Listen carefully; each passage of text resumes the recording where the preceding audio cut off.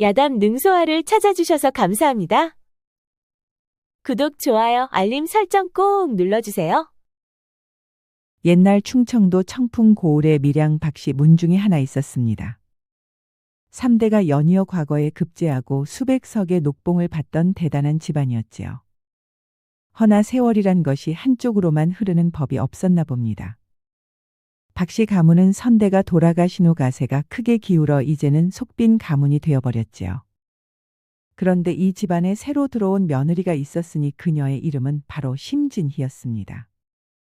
그녀는 영모의 누명을 쓰고 몰락한 가문의 외동딸이었지요. 죄인의 딸이라는 꼬리표를 달고 이 집의 시집와 갖은 시달림과 고통을 감내해야만 했습니다. 며느리는 매일매일 새벽 일찍 일어나 시어머니 문안인사를 올리고 온 집안 살림을 도맡아 했습니다. 헌데도 돌아오는 것은 늘 구박뿐이었지요. 오늘도 며느리는 새벽부터 부엌에서 밥을 하고 아침 국을 끓였습니다. 정성스럽게 간을 맞추고 상을 차려 안방으로 들고 갔지요. 시어머니 조씨 부인은 이불을 걷어차며 벌떡 일어나 상을 내려다보았습니다. 애게 이게 다 뭐냐? 어머님, 오늘도 된장국에 나물 반찬밖에 없어 죄송해요. 조씨 부인은 국그릇에 숟가락을 넣더니 한 모금도 뜨지 않고 상을 확 밀어버렸습니다. 국물이 마루에 쏟아지고 그릇 깨지는 소리가 집안에 울려 퍼졌지요.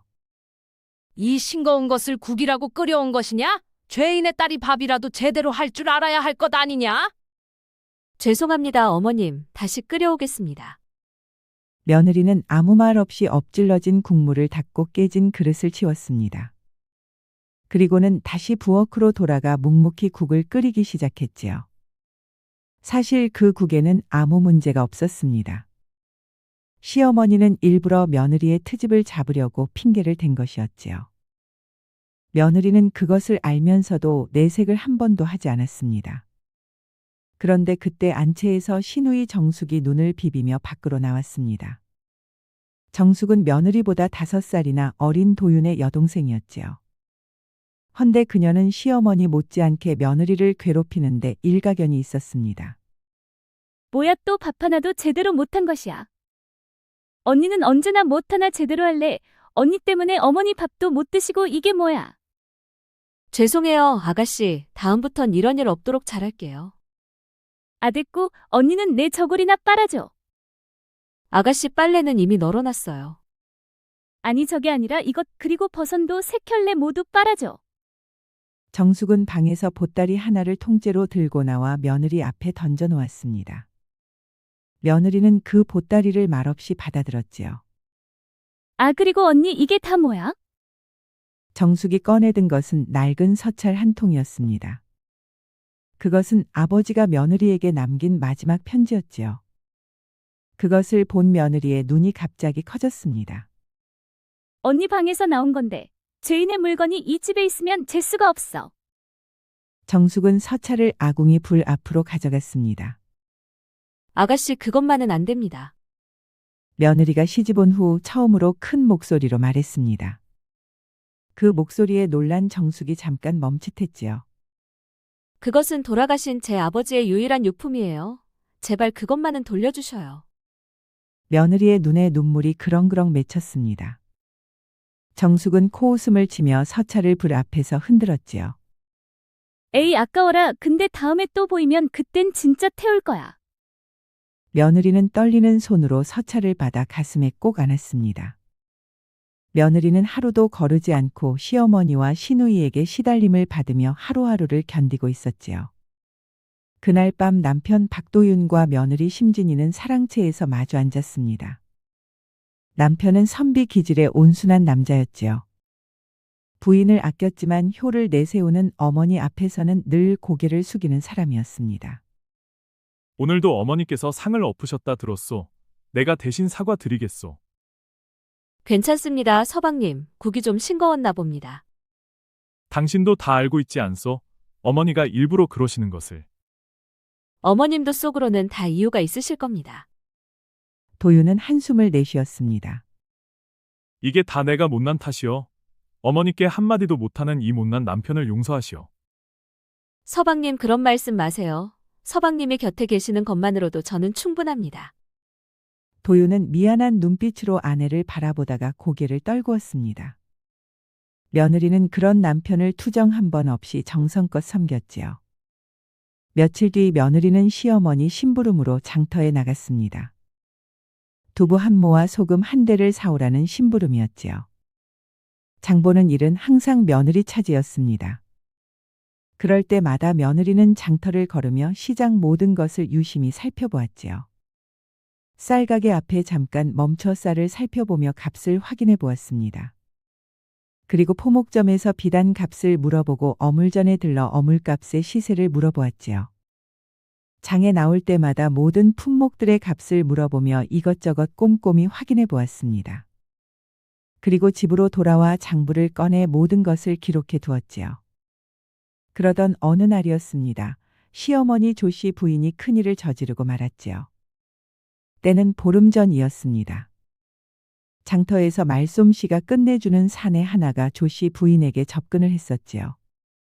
장터에서 가장 아름다우신 부인, 큰 돈을 벌 수 있는 아주 좋은 장사가 있습니다. 그래, 그것이 무엇이요? 한양에서 비단을 떼다가 이 고을에서 팔면 10배는 남길 것이요. 10배라고? 그로써 아름다우신 부인, 천냥만 내게 맡기시면 석 달 안에 만냥으로 불려드릴 수가 있어. 그 말을 듣고 조씨 부인은 가문의 위신을 되살리고 싶다는 욕심에 눈이 멀었습니다. 그녀는 가문의 마지막 전재산 1000냥을 통째로 그 사내에게 맡겨버렸지요.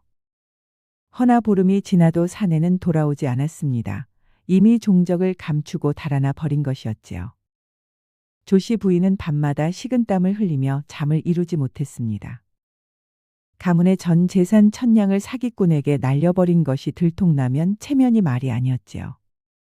조씨 부인은 국리 끝에 기막힌 수를 생각해냈습니다. 바로 며느리에게 죄를 뒤집어 씌우는 것이었지요. 그날 오후 조씨 부인은 며느리를 안방으로 불렀습니다. 예, 며느라, 이제 곧 내 환갑이다. 이번 환갑잔치에 온 고을 양반들을 불러 우리 가문의 위신을 세울 것이야. 조씨 부인은 며느리를 똑바로 쳐다보았습니다.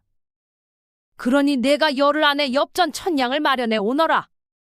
그 말에 며느리의 두 눈이 커졌습니다. 아니 어머님, 갑자기 천냥을 마련해 오라 하시면 어찌 구한단 말이요? 죄인의 딸이 이 가문에 있는 것 자체가 수치인데 그깟 1000냥도 못 구하면 무슨 쓸모가 있겠느냐? 말이 1000냥이지 지금으로 말하면 수억 원에 해당하는 아주 큰 돈이었습니다. 열흘이다. 열흘 안에 1000냥을 구해오지 못하면 너는 이 집에서 내쫓아 관비로 넘겨버릴 것이야. 며느리는 눈물을 흘리며 고개를 숙였습니다. 그리고 지금 내가 한 말을 입 밖에 내서는 안 될 것이야. 만에 하나 입 밖에 내는 순간 너는 그날이 바로 관비가 되는 날이다. 알겠느냐? 어째 대답이 없는 것이야. 알겠습니다, 어머님. 시어머니의 속셈은 이러했습니다. 1000냥을 못 구해오면 쫓아내고 며느리가 1000냥을 가지고 달아났다고 둘러댈 판이었지요. 만에 하나 혹시라도 구해오면 그 돈으로 자기가 날린 1000냥을 메꿀 생각이었습니다. 어느 쪽이든 자기에게는 손해가 없는 계산이었지요. 그런데 설상가상으로 같은 날 오후 또 다른 사건이 크게 터졌습니다. 험상궂은 사내 2명이 대문을 벌컥 열고 안으로 들어왔지요. 그들은 고을의 실세인 조대감의 하인들이었습니다. 박씨 가문 종선에게 전한다. 선대에 빚이 아직 남아 있으니 남은 땅 20마지기 전보를 내놓으라는 조대감님의 명이시다. 아니 선대의 빚이라니 그런 빚이 있었단 말은 들어본 적이 없어. 여기 문서가 있어 눈으로 직접 확인해 보시오. 사내가 내민 문서에는 박씨 선대가 조대감에게 500냥을 빌렸다는 기록이 적혀 있었습니다. 아니 이런 빚이 있었다는 것은 금시초문이네. 나는 인정할 수가 없네. 인정하고 않고는 중하지가 않소. 금년내로 20마지기 전보를 내놓지 않으면 이 집까지 포함해 모두 강제 집행한다는 말씀이 있으셨소. 조대감의 시커먼 사내들이 돌아가고 조씨 부인은 땅바닥에 주저앉고 말았습니다. 그리고 혼절해버렸지요. 어머니 정신 좀 차려보셔요. 아들 도유는 어머니를 안고 안채 방 안에 눕혀드렸습니다. 어머니 이렇게 쓰러지면 어떡해요? 나는 아직 시집도 안 갔는데 어서 일어나요. 며느리는 얼른 달려가 의원을 모셔왔습니다. 너무 걱정 마시오. 곧 깨어날 것이니. 그런데 조 씨 부인은 눈을 뜨자마자 며느리를 보며 말했습니다. 열흘이다, 열흘. 어머니 그게 무슨 말씀이셔요? 너는 알 것 없다. 조 씨 부인은 등을 돌리고 다시 드러누웠습니다. 엄니, 나 시집 갈 때까지는 우리 집 망하는 것은 아니지. 안 누워만 있지 말고 어서 말 좀 해봐. 도대체 어떻게 돌아가는 것인지. 설마 우리 집 망하는 거야? 그날 밤 며느리는 모든 일을 마무리하고 이제서야 부엌에서 쪼그리고 앉았습니다. 팔다리, 허리, 어깨 안 아픈 곳이 없었지요. 시어머니 조 씨 부인은 돈이 아깝다며 여종을 두지 않았습니다.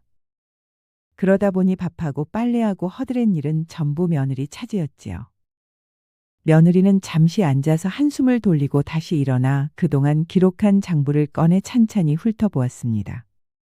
시어머니가 말한 천냥을 어떻게 만들 것인지 방법을 찾기 위해서였지요. 며느리는 3년간 기록해온 쌀값의 변동 내역을 유심히 보았습니다. 그리고 그녀는 한참 만에야 손뼉을 쳤지요. 그래, 맞았어. 내 예상이 틀림없었어. 며느리는 쌀값의 변동 내역 속에서 뭔가를 찾아냈습니다. 그리고 다음날 오전 설거지를 마친 며느리는 장터로 나갔지요. 그녀가 찾아간 곳은 장터 뒷골목의 허름한 주막집이었습니다. 그곳에는 김행수라는 자가 있었지요. 김행수는 고리대금업자이자 조대감의 돈을 불려주는 인물이었습니다. 김행수님이 맞소? 누구시오? 박시댁 며느리구려. 두 분은 저쪽 가게에 있어. 두부를 사러 온 것이 아니여. 행수님께 할 말이 있어 찾아왔소. 내게 할 말이 무엇이오? 청풍장터의 쌀값이 지난 석 달간 왜 올랐는지 행수님은 아시오? 그 말에 김행수는 피식 웃었습니다. 아녀자가 뭘 안다고 그런 것을 물어보시오? 며느리는 품에서 장부를 꺼내 김행수에게 보여주었습니다. 김행수는 그 장부를 보고 얼굴이 굳어졌지요. 아니, 이것을 당신이 어떻게? 조대감이 관아 창고에서 쌀을 빼돌려 시장에 풀 때면 시장 쌀값이 매번 이렇게 변동이 보였소. 어떻게 이것을 주상전하께 올려드리리까 아니면 나와 거래를 할 것이요. 선택은 행수님이 하시오. 김행수의 이마에 식은땀이 흘렀습니다. 김행수는 조대감에게 실컷 이용만 당하고 손에 쥐는 것은 아무것도 없었습니다. 해서 빠져나오려고 해도 빠져나올 수가 없었던 처지였지요. 그러다 보니 그는 조대감에게 불만이 많았습니다. 그런데 조대감의 비리가 드러나면 자기 자신도 함께 망하는 상황이었지요. 그래 내게 원하는 것이 무엇이오? 나는 행수님의 적이 아니여. 그러니 너무 경계할 필요는 없소. 행수님이 해주실 일은 조대감의 귀에 들어갈 소문 하나만 퍼뜨려 주시면 됩니다.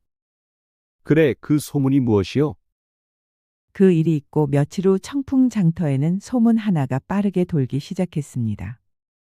영모로 몰린 대제학 집안에 어마어마한 보물이 숨겨져 있는데 딸인 신며느리가 그 위치를 알고 있다더라. 바로 며느리에 관한 소문이 삽시간에 고을 전체에 퍼져나가고 있었지요. 헌데 이 사람 입에서 저 사람 귀로 옮겨가며 이야기는 점점 커져갔습니다. 심정환 대제학이 영모 혐의를 받기 전에 전 재산을 어딘가에 숨겼다더라. 금은 보아만 해도 수만 양은 된다더라. 나흘째 되는 날 그 소문은 마침내 조대감의 귀에 들어갔습니다. 조학규라는 자는 탐욕의 화신이었지요. 20년 전 신며느리의 아버지 대제학을 모함하여 죽이고 그 재산을 전부 빼앗았지만 그것으로도 만족하지 못했던 자였습니다. 뭐라? 심정안에 숨겨진 보물이 있다고? 예, 대감마님. 장터의 바닥에 도는 소문입니다. 심정환 대제학의 딸이 보물의 위치를 알고 있다고 합니다. 그때 다 털어냈다고 생각했는데 빼먹은 것이 있었단 말이냐? 조대감의 눈이 탐욕스럽게 빛났습니다. 며칠 후 조대감의 오른팔인 마서방이 박씨 가문의 며느리 심씨를 조용히 밖으로 불러냈습니다. 바깥 며느리, 내가 할 말이 있어 괜히 뭐자고 불렀어. 무슨 일이요? 들리는 말에 숨겨진 보물이 있다 들었어. 그 소문이 사실이라면 우리 대감께서 좋은 값에 사주신다 했어. 아이고, 그것을 또 어떻게 알았대요? 나 혼자만 알고 있는 것을. 며느리는 일부러 겁먹은 표정을 지었습니다. 물론 연기였지요. 놀라는 것을 보니 사실이었구려. 그 많은 보물을 처리하려면 이 고을에서는 우리 조대감님 밖에 없을 것이오. 그러니 좋은 값에 넘기는 게 좋지 않겠소. 며느리는 망설이는 듯한 표정을 짓다가 이내 입을 열었습니다. 곧 저희 시어머님 환갑잔치에 쓸 돈이 필요한데 천냥만 내시오. 그럼 보물이 있는 곳에 문서를 드리겠소. 천냥이라 내가 들은 보물의 가치에 비하면 푼돈이구려. 나는 시집 온 몸이라 친정 보물에는 관심이 크게 없소. 그저 시어머님 잔치를 잘 치르고 싶을 뿐이요. 알겠소. 바깥 며느리님의 말씀을 조대감께 그대로 전달해드리겠소. 마서방은 고개를 끄덕이며 돌아갔습니다. 며느리는 마서방이 완전히 사라진 것을 확인한 뒤 살짝 미소를 지었지요. 미끼를 물었군. 며느리에게 보물 따위는 애초에 존재하지 않았습니다. 천냥을 만들기 위해 며느리가 던져놓은 미끼를 조대감이 덥석 물은 것이지요. 그런데 다음날 며느리는 김행수를 통해 서찰 하나를 새로 부임한 사또에게 보냈습니다. 그녀는 김행수를 통해 또 다른 일을 벌이고 있었지요. 그녀가 사또에게 보낸 서찰에는 이렇게 적혀 있었습니다. 조학규 대감이 관아 창고의 쌀을 빼돌린 장부를 동봉하오니 박씨 가문의 환갑잔치날 행차하시면 더 큰 증거를 보여드리겠나이다. 새로 부임한 젊은 사또 허경수는 부임 이래 조대감의 비리를 의심했지만 증거가 없어 손을 쓰지 못했던 인물이었습니다. 그런데 김행수를 통해 넘겨받은 서찰에 동봉된 장부를 보고 두 눈이 휘둥그레졌지요. 이것이 사실이라면 조학규를 잡을 수 있다. 대체 누가 이것을 보냈느냐? 그것은 아직 밝히지 말아달라는 부탁이 있었소. 헌데 조대감을 잡는데 일조한 내게 선처를 베풀어 줄 수는 있는 것이요. 이 서찰을 보낸 분께서는 사또께서 그리할 것이라 장담을 해주셨소. 허허, 그것은 걱정 말거라. 나는 대어를 낚는 게 목적이지 피레미들에게는 관심이 없다. 고맙소 사또. 역시 그분의 말이 맞았구려. 그렇다면 앞으로도 나는 사또께 협조를 해주겠소. 그리하거라. 헌데 내게 이 서찰을 보낸 사람이 누구인지 무척이나 궁금해지는구나. 사또는 서찰에 쓰인 대로 환갑잔치 날 행차하기로 마음을 먹었습니다. 조대감만 잡으면 젊은 사또에게는 한양으로 올라가는 지름길이 열리기 때문이었지요. 다음 날 마서방이 며느리를 다시 부랴부랴 찾아왔습니다. 조대감께서 흔쾌히 허락하셨소. 혹시 보물 문서를 가져왔소? 어젯밤 곰곰이 생각해보니 더 좋은 제안이 하나 있어. 제안이라니 그것이 무엇이오? 조대감께서 가지고 계신 저희 시댁의 옛 땅이 있지요. 청풍들녘 300마지기 그 토지 문서를 천냥에 내게 팔시오. 마서방은 어이가 없다는 표정을 지었습니다. 미쳤소. 300마지기가 천냥이라니 말도 안 돼요. 지금 그 땅은 시세로만 해도 좋기 마냥은 넘을 것이오. 하지만 그 땅은 불법 점유가 아니오. 그리고 그 사실 또한 관아의 쌀을 빼돌린 사실과 함께 임금께서 아시는 날에는 한 푼도 못 건지고 조대감께서는 유배지에서 평생 나오지 못할 것이오. 며느리 말에 마서방의 눈이 동그랗게 커졌습니다. 아니, 그것을 다 어떻게 하셨소? 이미 증거까지 있으니 조대감은 빼도 박도 못할 것이오. 만에 하나 내게 무슨 일이 생기면 그 증거들은 곧바로 임금께 전달될 수 있도록 조치를 해놨소. 그러니 행여나 내 입막음을 하려고 노력할 필요는 없소. 며느리는 조대감이 자신을 납치해 못된 짓을 꾸밀까봐 미리 밑밥을 단단히 쳐두었습니다. 그러자 그 말을 들은 마서방이 허겁지겁 조대감에게 달려갔지요. 대감마님 큰일 났습니다. 박시댁 며느리가 관아의 쌀을 빼돌린 증거를 가지고 있다고 합니다요. 무엇이라? 그 말에 조대감의 얼굴이 갑자기 창백해졌습니다. 아니 그것을 그년이 어떻게 알았단 말이냐?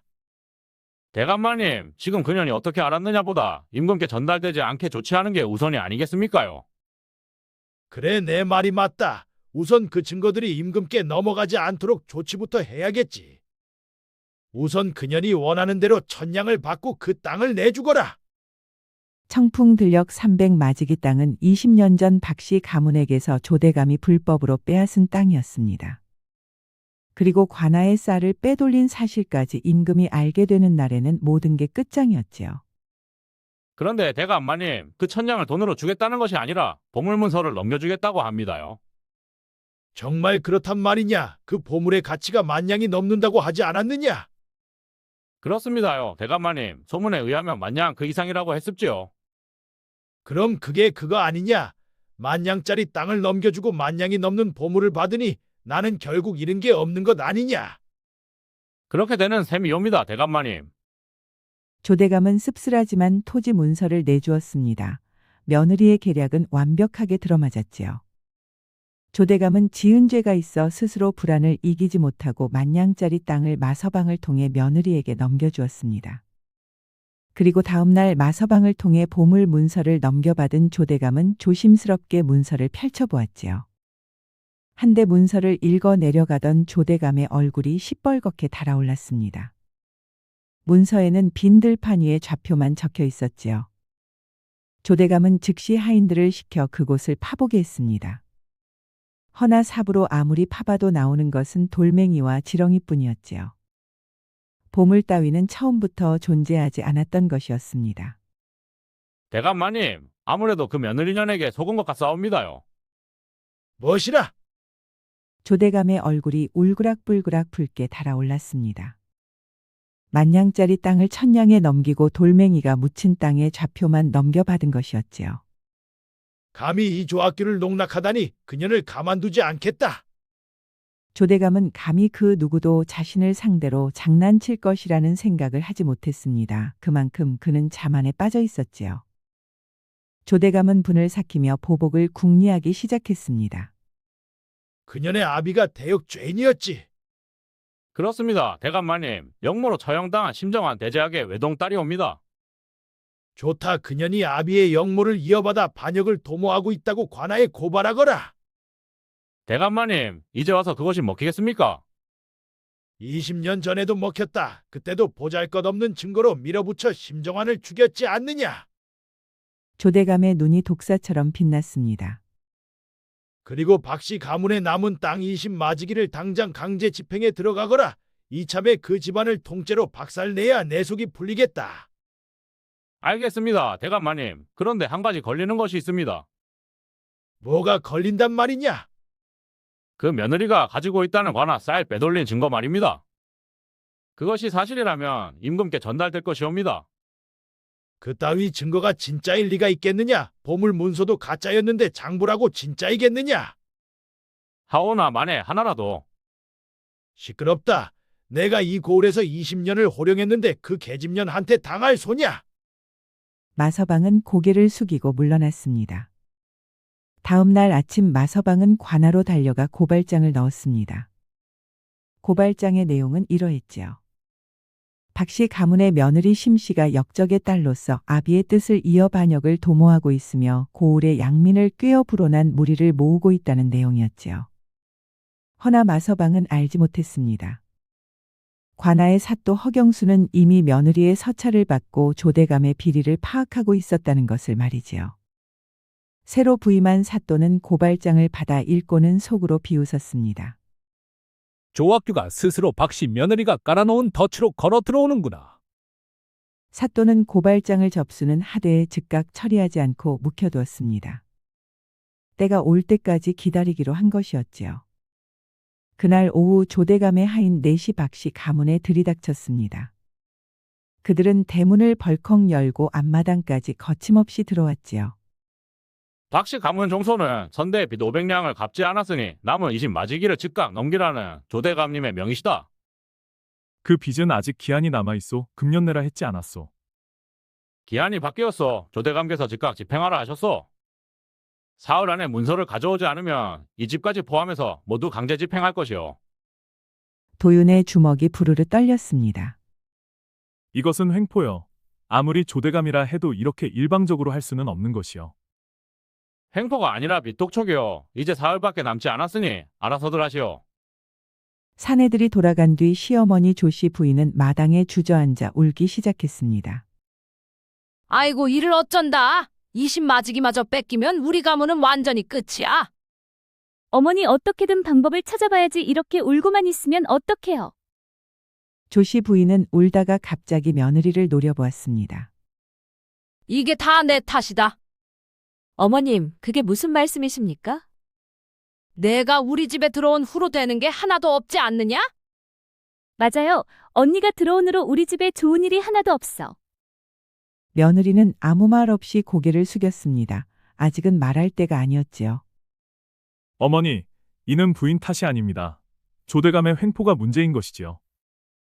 듣기 싫다. 너는 어째 내 부인 편만 드는 것이야. 그년 편만 들면 밥이 나오더냐 떡이 나오더냐.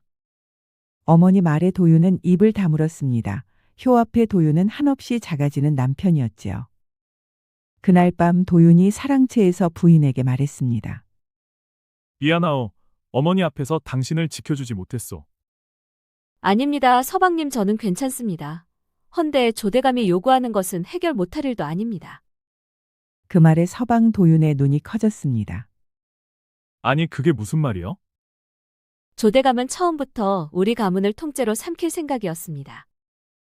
그래서 제가 먼저 준비한 게 있습니다. 항상 준비된 쪽이 이기는 법이니까요.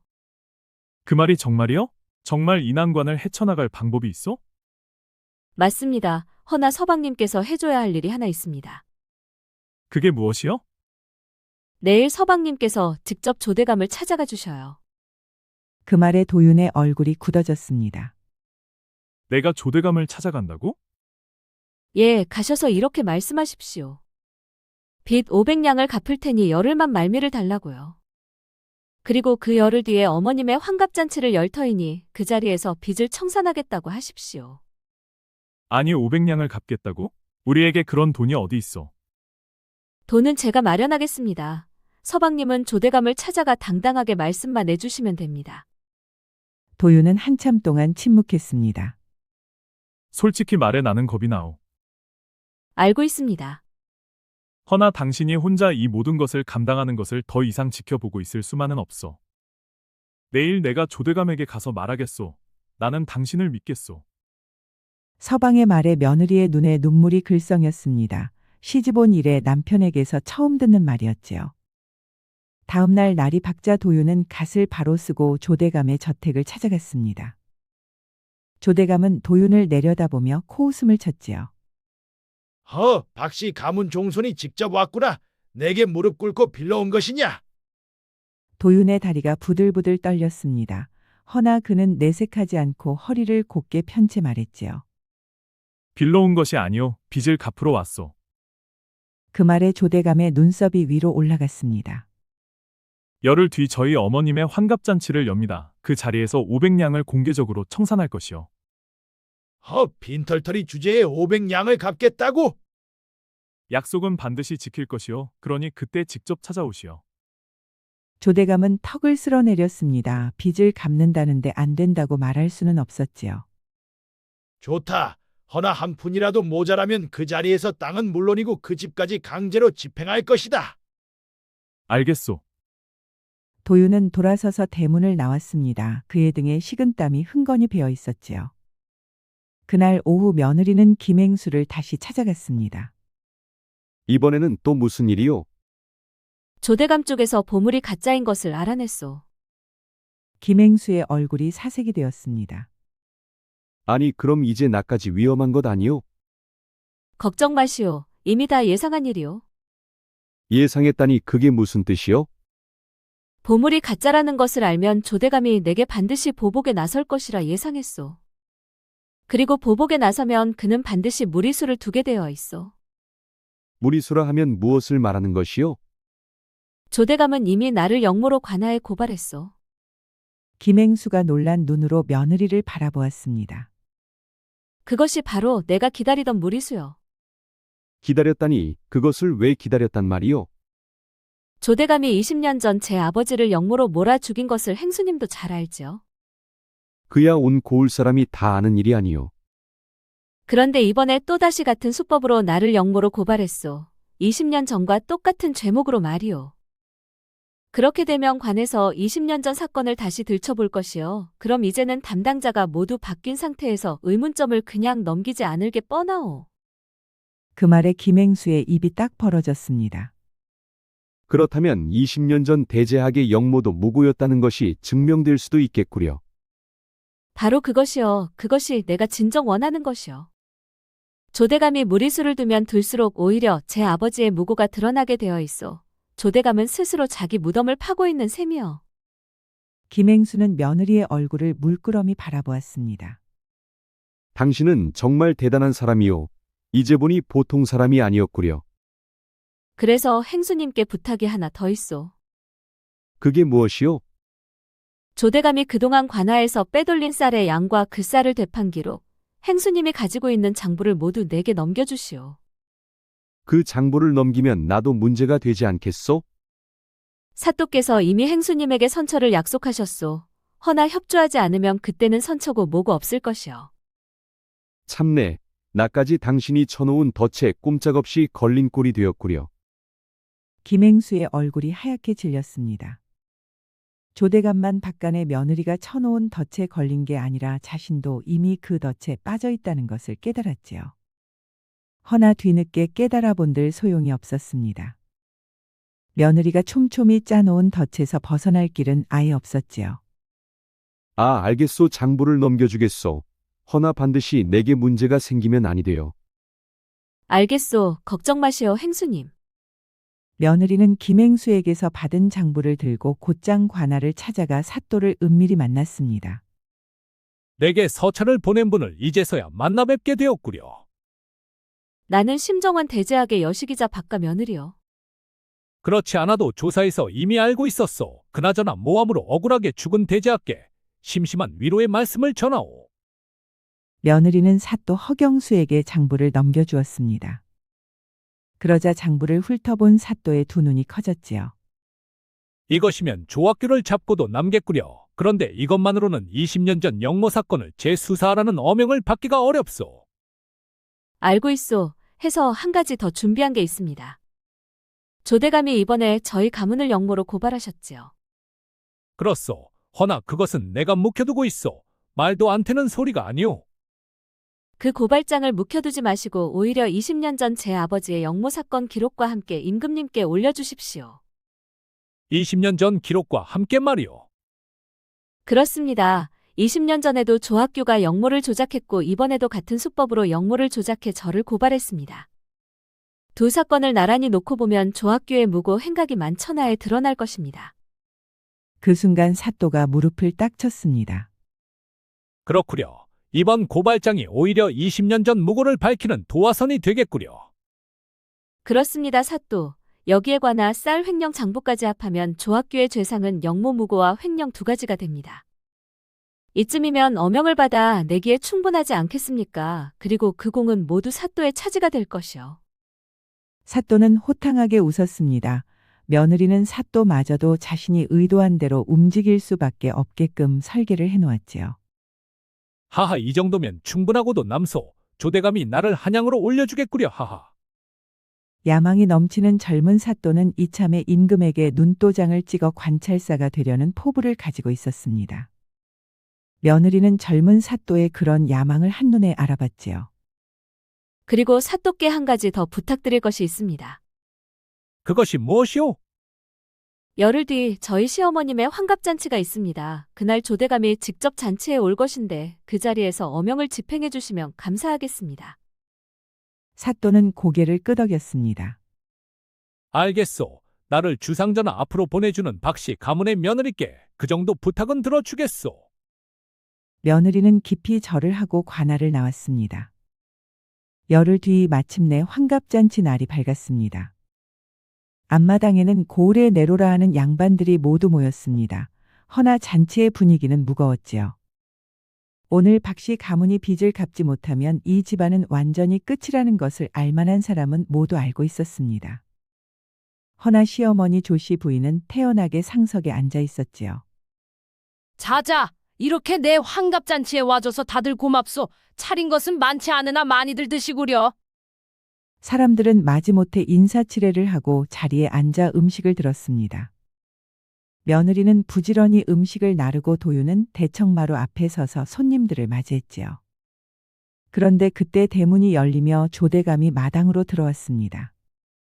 그는 하인 10명을 대동하고 거들먹거리며 앞마당으로 들어왔지요. 허허, 망해가는 가문의 잔치치고는 사람이 많이 모였구나. 환갑잔치에 참석한 사람들이 바짝 긴장해 조대감을 바라보았습니다.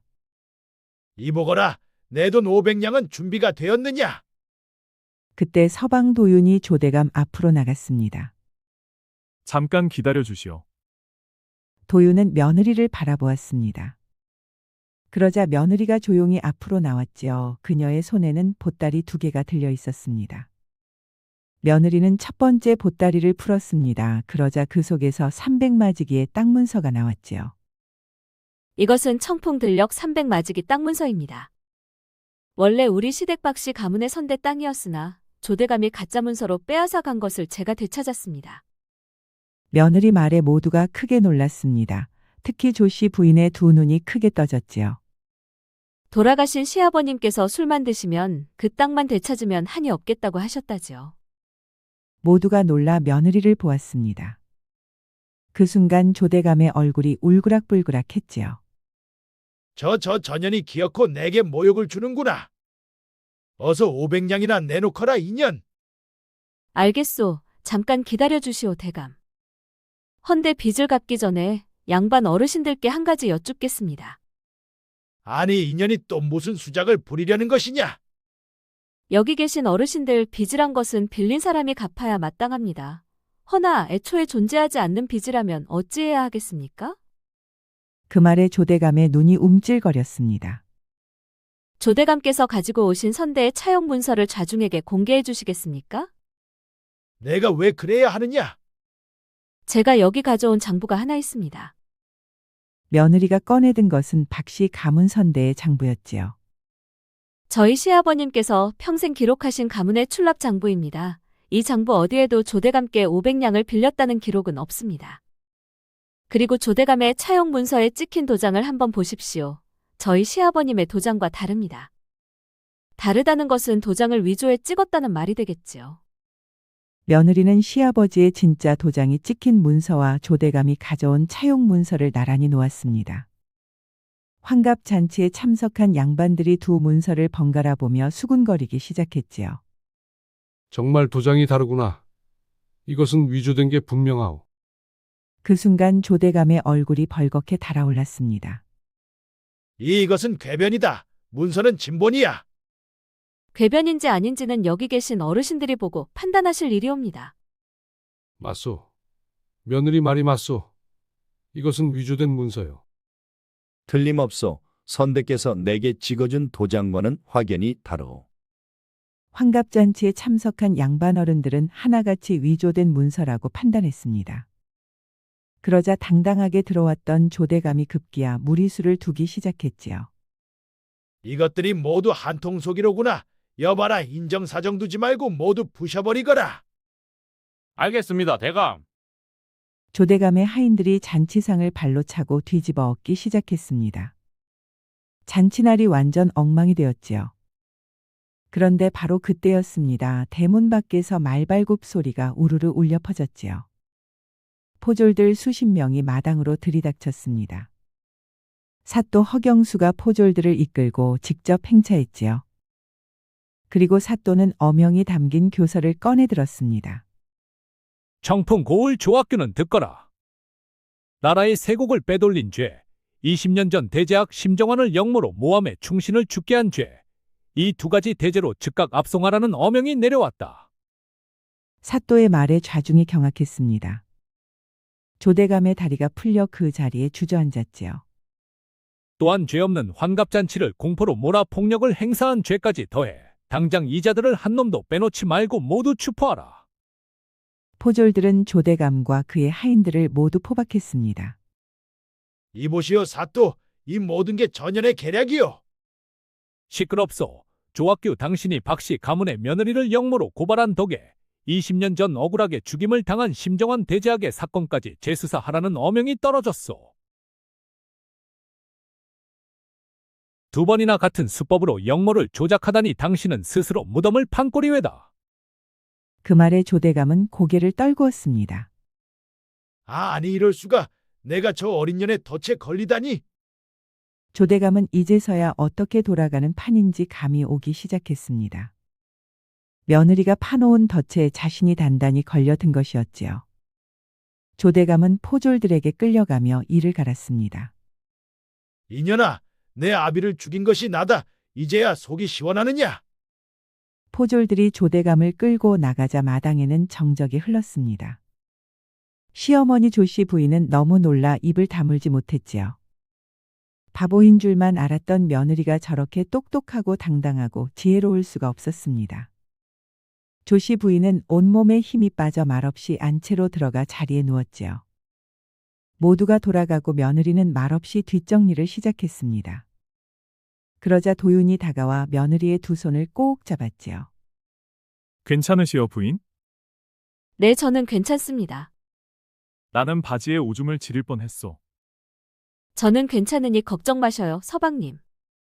정말 고생 많으시었소. 부인이 없었으면 우리 집안이 어찌 될 뻔했소. 그날 밤 며느리는 설거지를 모두 마치고 안채로 시어머니를 찾아갔습니다. 그녀의 손에는 보따리 하나가 들려 있었지요. 며느리는 보따리를 풀어 시어머니 앞에 내려놓았습니다. 이게 다 무엇이냐? 천냥이옵니다, 어머님. 시어머니 조씨 부인의 눈이 왕방울만하게 커졌습니다. 아니, 내가 무슨 수로 이 많은 돈을 만들었느냐?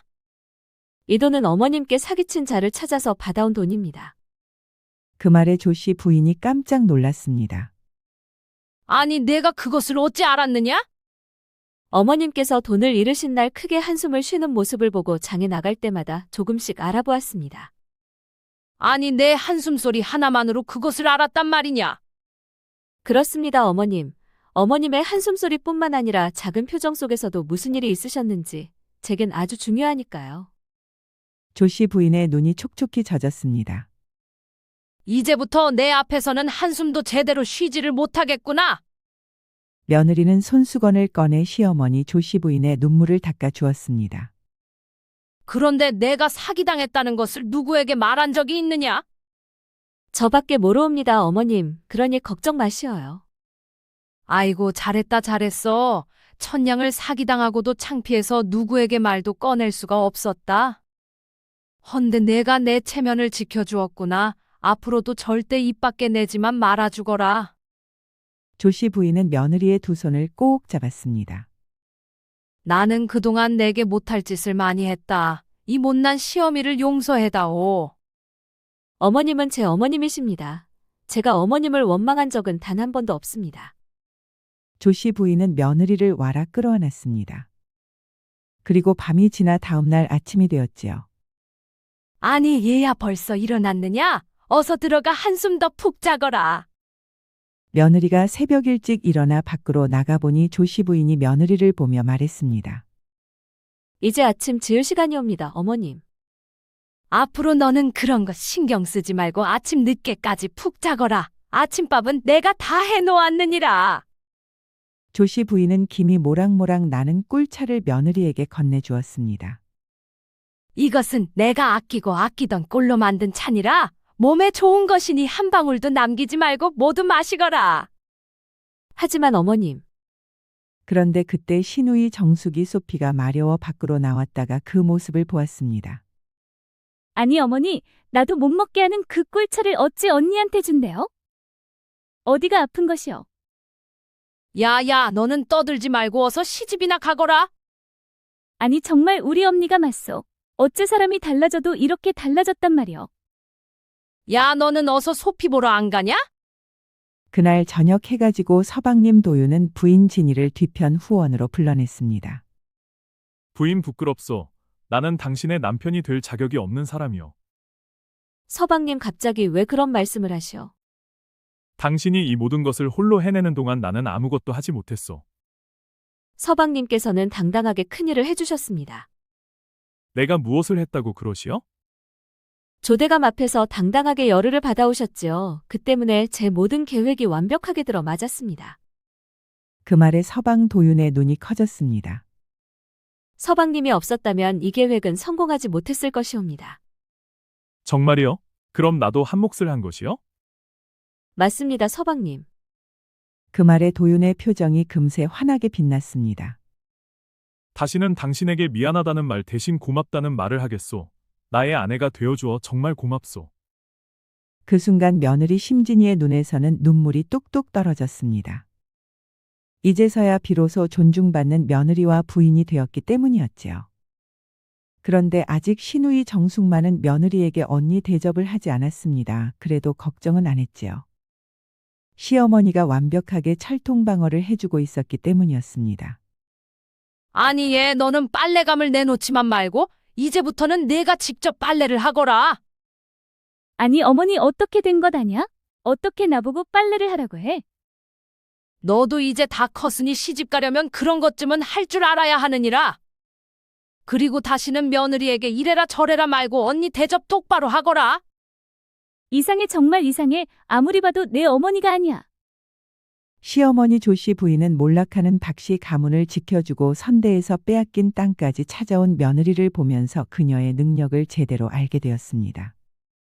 뿐만 아니라 자신이 사기당한 천냥을 찾아와 놓고도 자신의 체면을 위해 아무에게도 알리지 않은 사실에 크게 감명을 받았지요. 그러니 아무리 악녀였던 조씨 부인도 며느리를 예뻐하지 않을 수가 없었습니다. 그 후로 세월이 흘러 조대감은 모든 재산을 몰수당하고 먼 섬으로 유배를 떠났습니다. 그리고 며느리의 친부 대제학 심정화는 충신으로 복권되었고 며느리는 죄인의 딸이라는 꼬리표를 영영 벗게 되었지요. 박씨 가문은 되찾은 300마지기 덕분에 다시 고을에서 어엿한 양반가로 자리 잡고 대접을 받았습니다. 그리고 이듬해 본 며느리는 건강한 아들을 낳았지요. 시어머니 조씨 부인은 손주를 안고 눈물 콧물 범벅이 되어 무척이나 기뻐했습니다. 아이고 내 손주야. 어쩜 이렇게 잘생겼느냐. 나를 꼭 닮은 아들을 낳아줘서 참으로 고맙소. 서방님 도유는 부인을 무척이나 사랑했습니다. 이제는 미안하다 말하는 서방이 아닌 부인을 확실하게 지킬 줄 아는 서방이 되었지요. 도유는 훗날 그 고을의 사또가 되었습니다. 그리고 언제나 부인을 사랑하며 행복이 넘치는 박씨 가문이 되었지요. 옛말에 참을 인자가 셋이면 살인도 면한다는 말이 있습니다. 며느리 심진이는 시어머니와 시누이의 모진 구박 속에서도 끝내 참고 견뎌냈고 그 인내가 결국 온 가문을 살리는 힘이 되었지요. 그러니 참고 견디는 자에게 하늘이 복을 내려준다는 옛말이 틀린 것은 없나 봅니다. 구독과 좋아요, 알림 설정 꼭 부탁드립니다. 우리 이야기가 재미있으셨나요? 다음 이야기도 재미있는 이야기가 많으니 다음 영상도 재미있게 봐주세요. 그럼 여러분 모두 오늘도 행복하고 즐거운 시간 되세요.